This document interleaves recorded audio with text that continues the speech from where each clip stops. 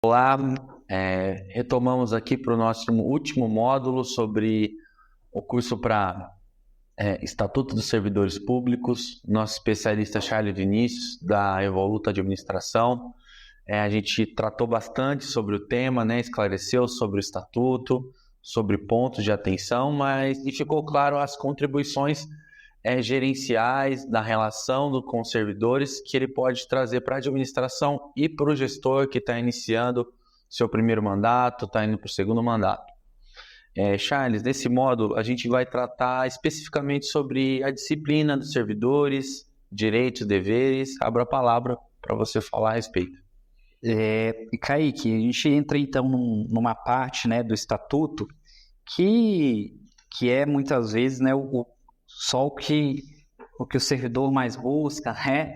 Já a parte dos direitos, e a gente tem que observar, né, como a gente já trouxe muito mais conteúdo e informações gerenciais, mas sempre buscar o equilíbrio entre direitos e deveres. Isso para a gestão de pessoal também é importantíssimo, né? Mostrando que aqui o seu estatuto ele te garante direitos, mas você tem também deveres a seguir, deveres a cumprir com o serviço público. Mostrar isso é muito importante. Mas essa parte dos direitos, ela é muito, muito interessante, Kaique, do seguinte ponto de vista.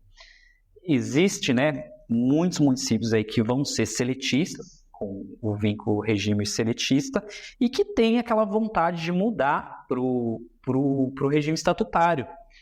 E o que a gente tem observado, né, nas ações judiciais é que o judiciário ele não está permitindo a migração obrigatória.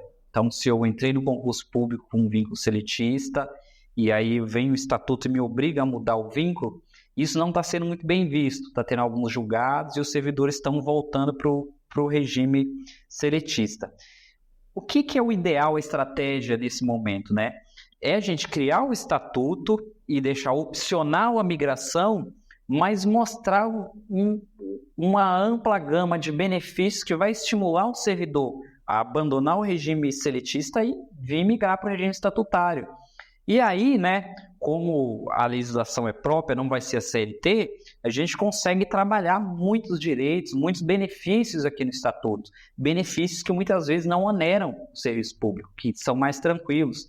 Então, aqueles clássicos de folga no dia do aniversário, afastamentos, né, alguma licença, um quantitativo maior para certas licenças. Na CLT seria 30 dias, aqui a gente dá 45.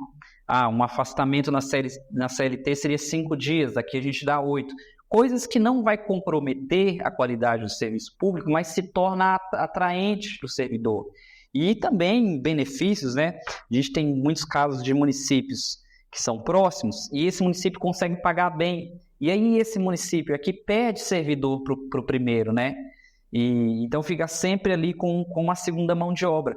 Então dá para equilibrar aqui também nos direitos uma série de benefícios que aí vai equalizar mais a balança. Ele vai pensar, poxa, mas talvez, embora eu não vou ganhar tão bem quanto lá, para mim, para o meu momento de vida, vale a pena eu trabalhar nesse município. Então você também vai trazendo ali uma mão de obra mais qualificada. E esses direitos, eles vão, né, Kaique? Os principais são as vantagens, gratificações e adicionais. As vantagens, gratificações e os adicionais, o que é sempre importante também a gente frisar aqui, é que eles não incorporam o salário. Eles são aqueles que você recebe, né, momentaneamente, mas não vai ficar incorporado ao seu salário, então por isso não tem aquele peso de arrasto. Então dá para a gente trabalhar assim, com bastante tranquilidade nisso. Então, estabelecer aí licenças, afastamentos. Tem lugar que é interessante aquela licença para interesses particulares. Então, estabeleça as formas. E aí que está também um grande diferencial. Porque, às vezes, o gestor ele tem um pouco já de resistência de olhar para esses benefícios, porque às vezes a forma não é a ideal. Então, o que a gente pode fazer? A gente pode atrelar tudo isso aqui à avaliação de desempenho. Então, mais uma vez, a gente fortalece a avaliação de desempenho. vou conceder só para quem tem o resultado excelente, o bom ou ótimo na avaliação de desempenho. Obriga de novo o servidor a estar se ajustando, prestando o melhor serviço. Isso a gente tem total autonomia legislativa para fazer, né? É competência do município mesmo. Então, a gente achou importante destacar aqui essa questão dessas vantagens exatamente por isso. Porque você cria aí várias vantagens que são interessantes atreladas ao desempenho. O que a gente tem feito em muitos municípios, Kaique, é atrelar isso aqui à questão de faltas, porque é um dos maiores problemas do funcionalismo, né? O servidor falta muito. E aí, se a falta não culminar em prejuízo para ele, né? Ele não vai se atentar a mudar. Aí a gente, além da avaliação de desempenho, a gente atrela benefícios, assim como não ter mais que uma falta num certo período, ou não ter nenhuma falta injustificada. E então a gente vai amarrando muito bem, né? Essas vantagens, essas questões aí do desempenho. E isso vai garantir aí uma evolução e um melhor desempenho dos servidores. E essas licenças, as vantagens, elas são todas essas que já são comuns, né, corriqueiras na administração pública e na CLT. Então, a gente tem desde afastamentos para interesses particulares, por doença, por questão de luto, de casamento, doação de sangue, acompanhar familiares. E aí tudo isso, o que é interessante é que dá para personalizar bem para o município, sabe? Tem município que a gente chega e o pessoal comenta, fala assim, Charles, aqui a gente sofre muito porque, como é um município pequeno, as pessoas são muito próximas. Então, talvez um sogro é tão importante quanto um pai, guardar as devidas proporções, né?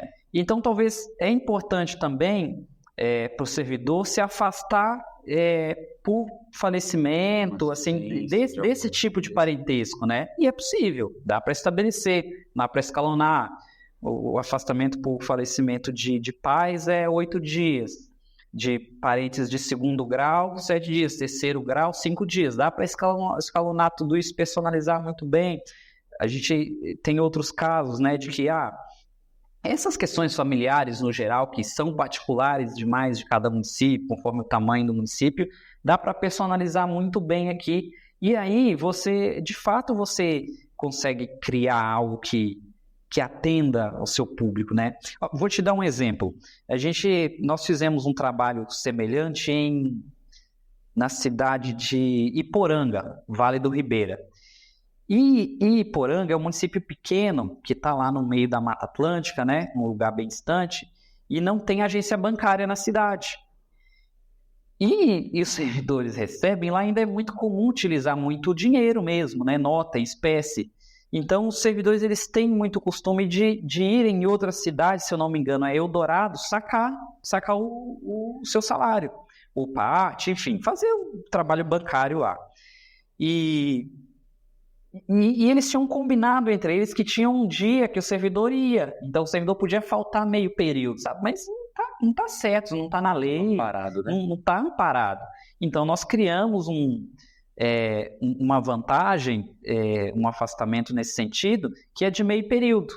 Então, uma vez por mês, o servidor tem o direito de se afastar por meio período para questões bancárias. Então, é quando o servidor se desloca lá para Eldorado para fazer o seu trabalho bancário lá, sacar o seu dinheiro, porque é uma característica específica daquele município, não tem como fugir disso.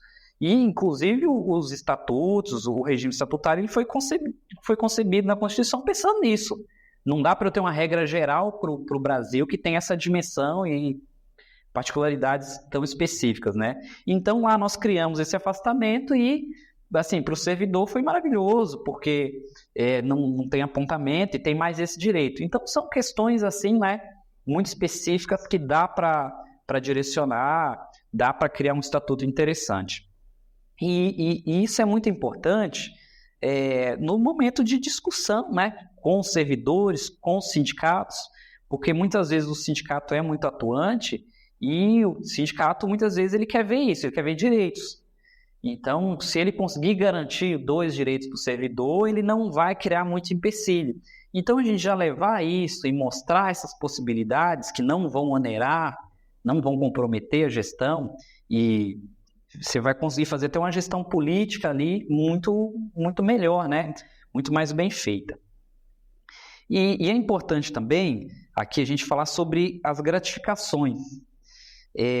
Diferente da função gratificada que a gente já trabalhou no nosso outro curso, né, que está lá presente no organograma, as gratificações são aqueles adicionais que também não se incorporam, deixar isso claro, né, para algumas atividades muito específicas.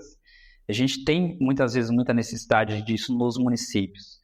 Muitas vezes é um município mais enxuto e que não quer expandir muito a máquina, inchar muito a máquina. Tem aquelas demandas esporádicas que a própria Constituição prevê, né? Então, não é eficiente eu criar um cargo para isso, eu consigo gratificar o meu servidor, então, do meu corpo ali de servidores efetivos, eu consigo gratificar. E aí também é importantíssimo, Kaique, a gente criar no Estatuto, prever essas possibilidades, quais são elas, e estabelecer a forma correta. Então, algumas são comuns. A gratificação por participação em comissões, brigada de incêndio, algumas questões de lei de licitação, como pregoeiro, equipe de apoio, banca. Então, vários cenários ali que é possível gratificar, porque o servidor está executando mais do que o cargo de origem, né? Então, faz jus ele receber por isso. E aí, muitas vezes, tem apontamento e o pessoal fica com medo de criar gratificações. Mas aí que eu digo, está na forma, né? A forma que foi feita. Por isso é importante que o Estatuto disponha muito bem. Então, se eu vou criar gratificação, primeiro, critérios objetivos.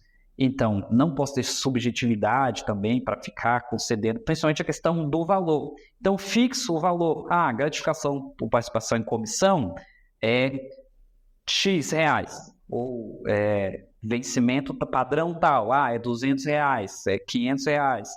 E aí, critério mínimo, para participar eu preciso ter ensino fundamental, ou ensino médio, ou ter feito curso de extensão em tal área. Então, se você estabelece os critérios mínimos, você atende os princípios constitucionais, tranquilo.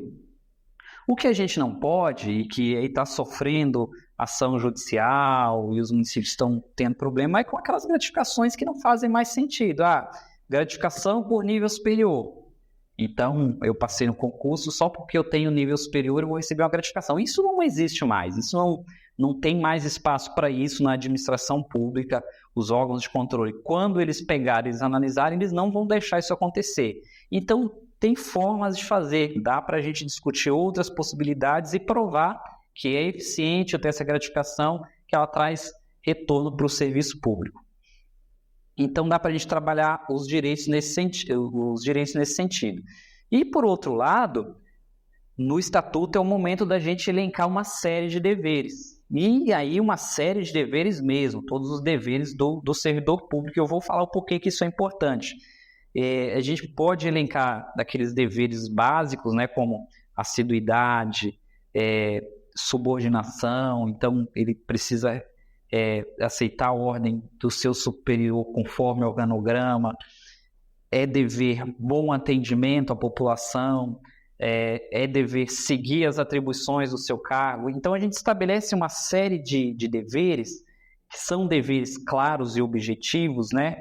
Por quê? Porque quando a gente estiver participando ou tiver um processo administrativo disciplinar, você consegue provar que o servidor está descumprindo o seu dever. E aí é um momento daqueles processos, do PAD, da sindicância, sair do papel, porque a gente tem elementos, né? A gente tem elementos práticos ali para comprovar, para colocar nos autos do processo. Então, a gente também estabelece essa série de deveres.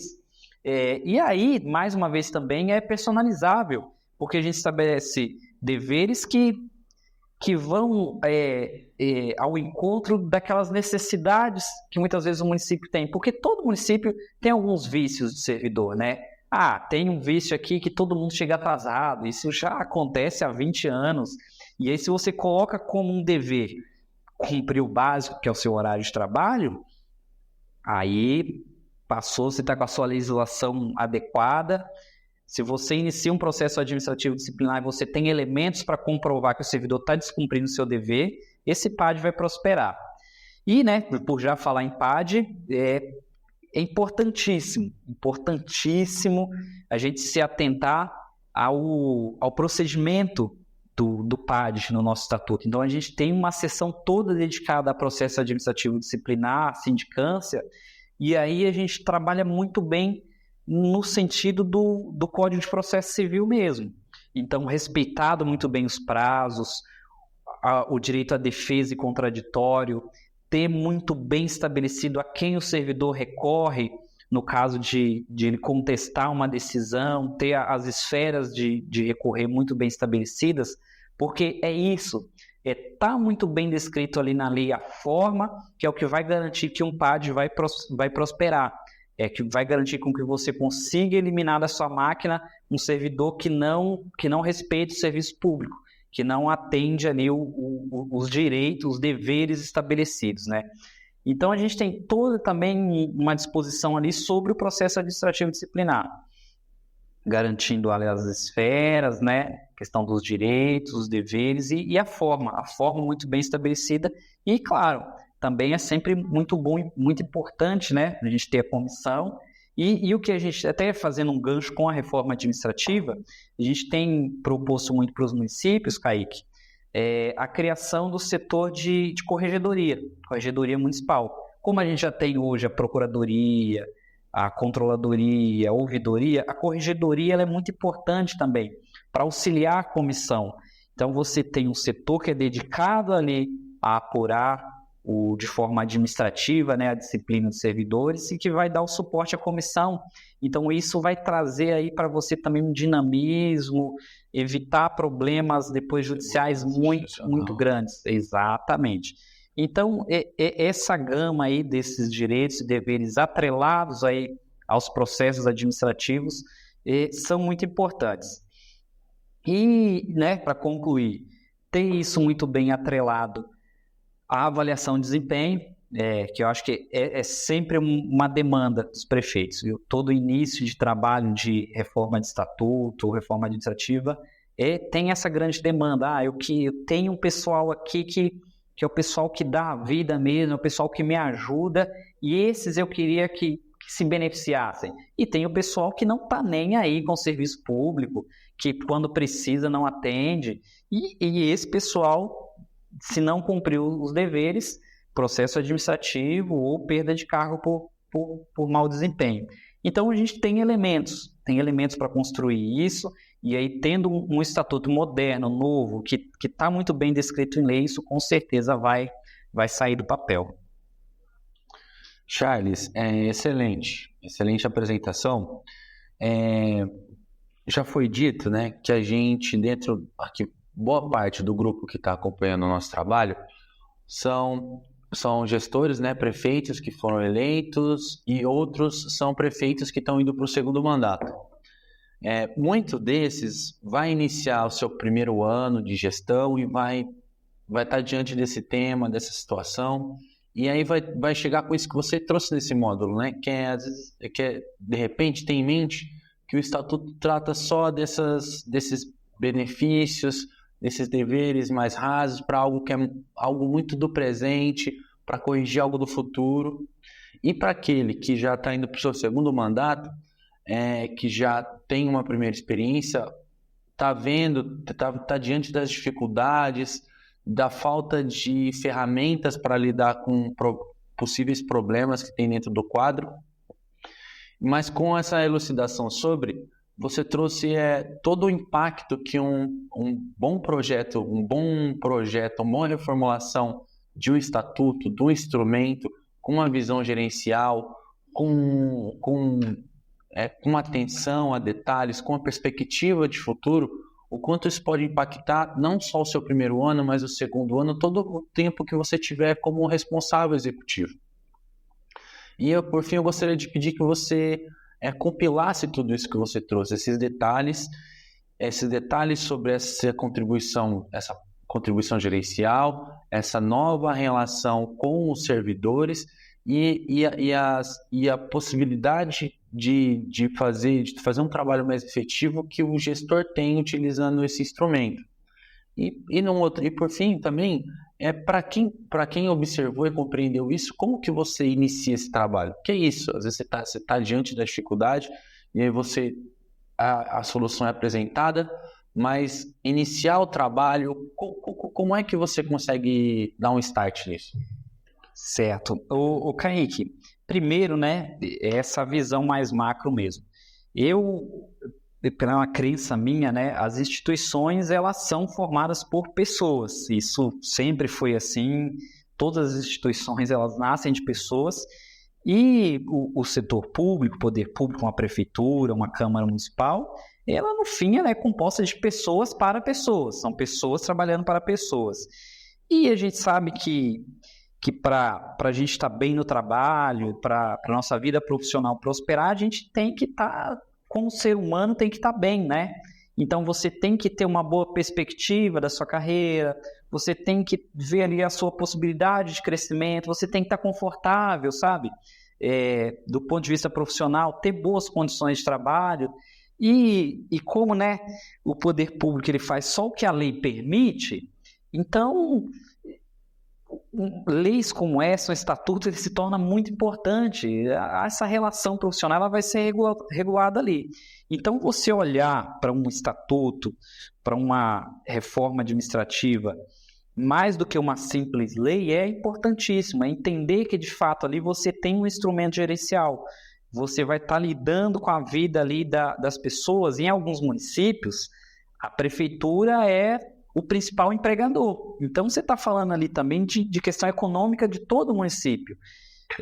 Então, o que você dispõe ali nesse estatuto, faz no estatuto, vai influenciar o funcionamento da cidade. Isso é importante.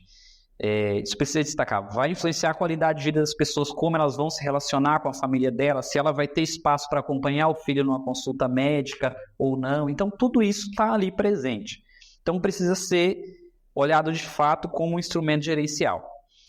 E a forma, né, dos municípios fazerem essa adequação ou quando contratam empresas para fazerem, o ideal é, primeiro, né, ter ali um corpo técnico preparado, composto ali por pessoas da área jurídica e da administração pública, além da área mais financeira, para não ter uma visão ou puramente jurídica, ou puramente financeira, ou puramente organizacional. Essa composição assim, de visões é importante, porque aí você garante a segurança jurídica, mas você também garante um funcionamento organizacional muito bem feito e a segurança financeira também, né? Então, qual que é a forma que a gente sempre trabalha, né? Aquela análise inicial, primeiro, da legislação, porque muitas vezes, né, se o estatuto é muito antigo, várias leis que uma alteram um artigo, disposição, até o RH já fica confuso de tanta lei a seguir. Então, fazer essa compilação inicial de toda essa legislação, entender, né, como que está esse estatuto, em que estágio que está, entender se a gente tem apontamentos judiciais. Então, se tiver, buscar entender para ver como a gente vai sanar esses apontamentos judiciais e uma grande conversa inicial para entender as dores do RH, entender as dores da procuradoria, as dores financeiras também, para às vezes o financeiro fala, olha, tem uma brecha de hora extra no estatuto que está consumindo as finanças municipais. Entender, também se reunir com os gestores, os secretários e o prefeito para entender também politicamente como esse estatuto é importante, como vai dar o direcionamento político para isso e, claro, né, ouvir os servidores, as contribuições dos servidores. Claro, muitas vezes o servidor vai mais trazer as suas dores do que contribuições muito específicas, mas ali você também já consegue diagnosticar algumas questões que podem ser, né, resolvidas ali no estatuto, e você pode levar para o prefeito e falar, prefeito, o senhor tem uma inquietação muito grande ali na área da saúde, com um tema que o senhor pode resolver simplesmente aqui estabelecendo aqui um banco de horas, por exemplo. E aí você faz esse diagnóstico ali mais organizacional, e aí você parte, né, para a nova redação do estatuto. Então, o ideal é que a gente revogue, né, e parta do zero, trazendo algo que faça sentido. E aí a gente sempre vai propor com o desempenho sendo o coração desse estatuto, então a avaliação de desempenho ela vai estar presente em tudo. Está presente em tudo para ela ter de fato esse peso e tendo essa mudança, né, cultural. E aí vai fazendo a primeira minuta. O que eu acho que é muito importante é nunca tomar nada como uma verdade absoluta, né? Se você fez uma primeira minuta, é só a primeira minuta. Vamos aprimorar. Talvez a Câmara vai ter alguma contribuição muito grande que você precisa trazer. Isso aqui, a avaliação de desempenho nesse sentido aqui seria ótimo, mas eu não vou conseguir tirar do papel, então vamos deixar um pouco mais brando. 50% de critério objetivo é muito, vamos reduzir para 40%? Tudo isso vai sendo trabalhado, né? Até criar esse momento aí que você sente que é o momento ideal para aprovação ou para o processo legislativo, e aí você tem uma legislação mais moderna. E claro também, né, observar como o Estatuto dos Servidores se relaciona com outras leis que são fundamentais para o município. Um código de obras, uma lei de zoneamento, próprio plano diretor, tem algumas outras leis que também são fundamentais, né, que aí a gente tem que ver onde se relaciona, para ver se precisa fazer também um ajuste com uma ou com outra legislação dessa. Mas, em suma, essa é a forma ideal para trabalhar essa temática e sempre com bastante diálogo, bastante contribuição para chegar em algo que fique bem interessante. Excelente. Charles, muito obrigado. Charles Vinícius, especialista em administração pública, mais de 5 anos, né? Atuando com prefeituras, câmaras, autarquias. Então tem bastante entendimento sobre esse tema do Estatuto, sabe dos problemas que o Estatuto mal revisado, vem trazendo desde o passado traz, mas também entende, né, as contribuições que um projeto bem revisado, ajustado, pode trazer. Esse é o fim aqui do nosso módulo sobre o Estatuto dos Servidores Públicos. Até a nossa próxima aula. Obrigado a todos.